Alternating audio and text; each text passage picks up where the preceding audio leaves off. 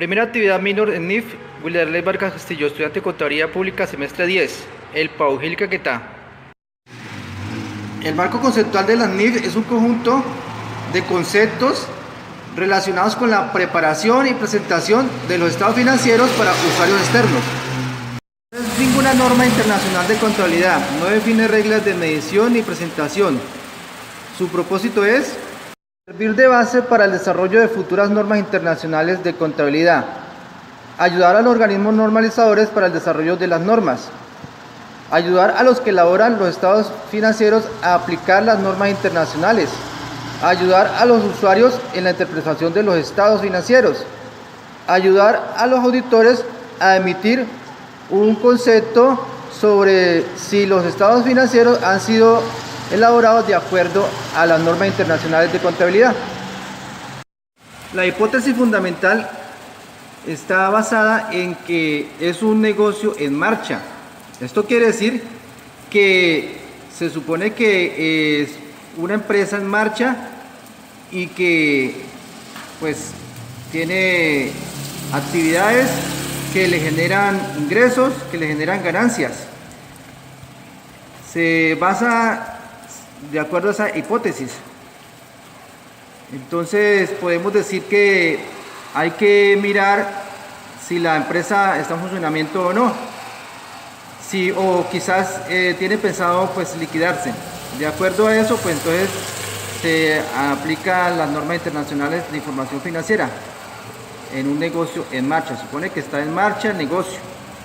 Debe mirarse que tenga unos buenos estados financieros, una buena rentabilidad, sobre todo la rentabilidad, que sus activos sean rentables. Esto se mira por medio de los radios, de los indicadores económicos, indicadores financieros de la empresa. Para la base de medición de los hechos económicos, tenemos que hablar de los costos en que se adquieren los productos, en que se registran los productos, los activos, las deudas. En ese sentido hablamos de el costo histórico. El costo histórico se refiere al costo en el que se adquirió un activo o una deuda. Es el costo que se escribe en el formato, en el comprobante, en la factura. Es realmente a qué precio, a qué costo se compró algún activo. Este costo pues se puede mirar de diferente forma. Cuando pasa el tiempo es cuando uno mira que quizás es muy diferente ese costo a la actualidad. De allí se desprende otro costo que se llama el costo corriente. Ese costo corriente se refiere a el costo por el cual debería pagarse el mismo artículo en la actualidad. Por ejemplo, cuando hablamos de que la empresa compró una propiedad, un edificio hace 10 años. Cuando lo compró hace 10 años valía 1.000 millones de pesos, por ejemplo. Y hoy ese edificio, el costo corriente sería a cómo están esos edificios, pues viene siendo el costo corriente. El costo histórico se compró 1.000 millones, el que aparece en el papel, el costo corriente, a cómo estaría hoy en día, pues podría ser 2.000 millones, otro valor diferente. Es el costo corriente. Sigue el costo realizable. El costo realizable se refiere a qué valor tendría que venderse, o sea, a qué valor tendrá que registrarse un activo luego de algunos descuentos, luego de algunas cosas a tener en cuenta. El valor, por ejemplo, lo que decíamos ahora, el edificio se dice que está en 2.000 millones ahora, pero con impuestos, con quizás otras derogaciones, descuentos, el valor al que se podría vender o se podría comprar podría ser menor. En vez de 2.000 millones, pues 1.900 millones, algo así. Ese es el valor realizable. Es un valor ya con algunos descuentos, algunas cosas que hay que tener en cuenta. Ese sería el valor realizable y ese sería un valor a tener en cuenta para los registros. Estos valores que estoy hablando, estos costos son para tenerlo en cuenta en algunos registros de las normas internacionales de información financiera. En ciertas ocasiones se utiliza un costo histórico, en ciertas ocasiones se utiliza un costo corriente o un costo realizable. Luego tenemos el valor presente. El valor presente se refiere a el valor que tendría algo hoy cuando lo viéramos en el futuro. Esto se refiere que, dado a que pues que es que el dinero tiene un valor en el tiempo. El dinero siempre se puede decir que por la inflación la adquisición del dinero pues puede ser menor cada año. Entonces el valor va a cambiar. Lo que hoy vale cierta cantidad, ese mismo dinero dentro de 10 años no significa lo mismo. Entonces hay que tener un valor presente de una inversión, o en el caso de una deuda, cuánto sería el valor presente dentro de 1 año, 2 años, 3 años de esa deuda, y también pues del activo también que le estoy diciendo. Es tomar un valor futuro, traerlo a valor presente. Hay que tenerlo en cuenta también. O sea, estos se tienen en cuenta en las normas internacionales de información financiera para ciertas operaciones. Valor razonable. Valor razonable ya tiene que ver con estimar un activo o estimar una operación de acuerdo podría ser a ciertos estándares del mercado, o podría ser a un acuerdo entre las partes, algo más razonable. Se transa algún activo, alguna compra, alguna operación. Eso sería el valor razonable. Para garantizar que la información sea útil, es necesario que tenga dos cualidades cualitativas muy importantes, las cuales son la relevancia y de que la información represente fielmente lo que se pretende representar. En tal sentido podemos hablar de la relevancia como que la información debe influir en las decisiones de los usuarios, en tanto a que pueda tener efectos de predicción o confirmación, que sea predictiva o confirmativa o ambas. Cuando la información ofrece ese efecto de predecir o confirmar algo, entonces indica que esa información es muy útil porque es relevante. Podemos hablar también de la prudencia. La prudencia es el grado de precaución que se debe tener en cuenta antes de tomar una decisión para lograr un juicio de acuerdo a un juicio correcto, un juicio profesional, y realizar un cálculo o estimación adecuado. En ese sentido podemos decir que no hay que, por ejemplo, para tener una prudencia, no se debe exagerar los activos o los ingresos. Que uno suponga que un activo pues lo estime uno en excesivamente, o un ingreso lo estime uno excesivamente, lo registre como en exceso. Entonces hay que tener prudencia. Uno diga tal ingreso nos va a ir muy bien, digamos, ¿sí? Vamos a tener unos ingresos muy buenos, entonces vamos a tener tales decisiones, porque vamos a tener unos ingresos favorables. Ahí no estamos siendo prudentes porque estamos poniendo en exceso unos ingresos. Hay que ser más prudentes porque puede ocurrir que no suceda eso.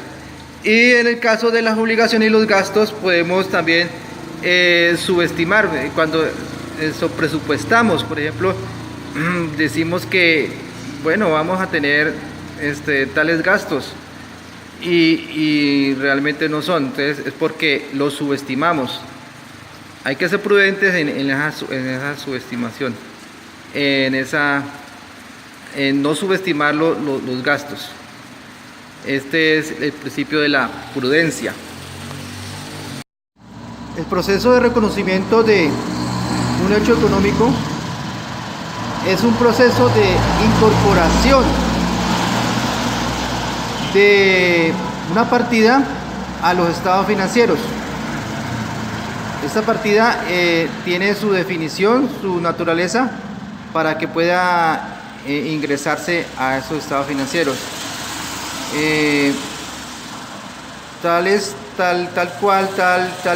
características de esa partida pueden ser que, por ejemplo, que esa partida de ella o asociada a ella lleguen recursos económicos, lleguen o salgan recursos económicos de la entidad, que sea probable de que eso suceda.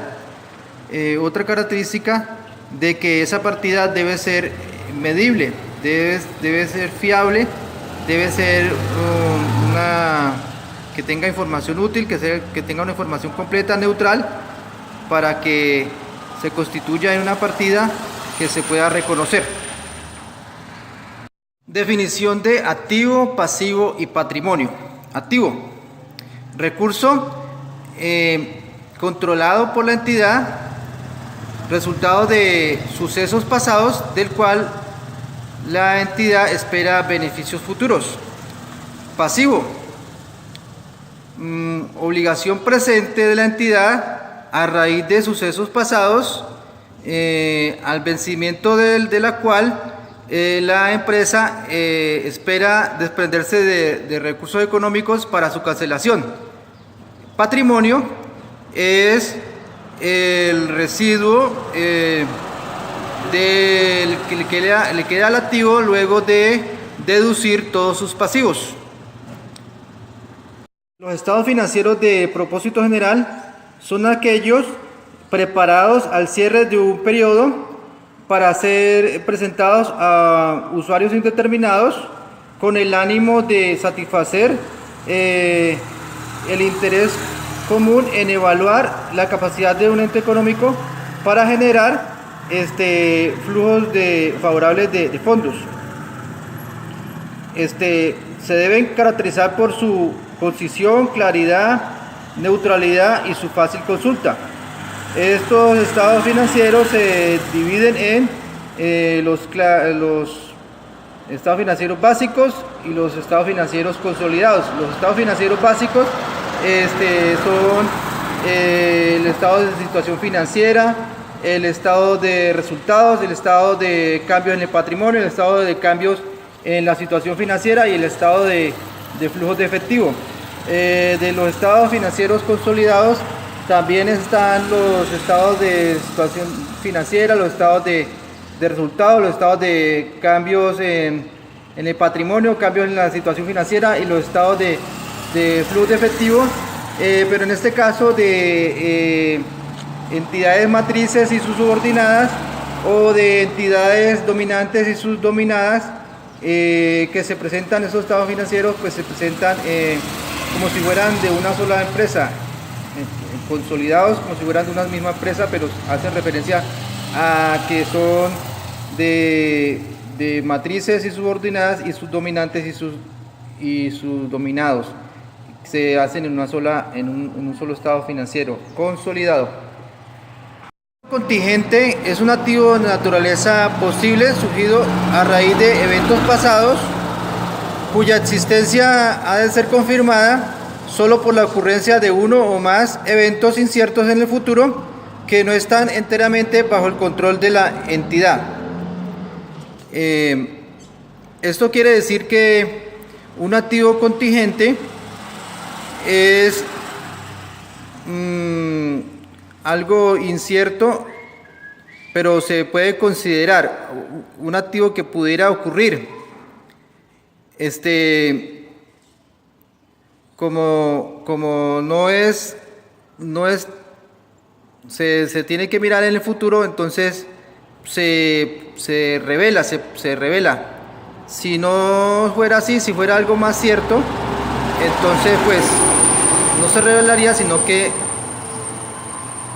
se registraría. Entonces ya dejaría de ser contingente, un activo contingente, sino que ya sería un activo. O sea, los activos contingentes se revelan, los activos se registran.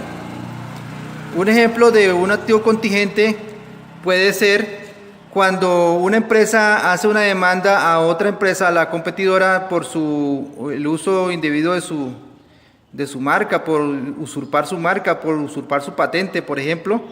La empresa demanda a la otra y esa demanda pudiera considerarse un activo contingente.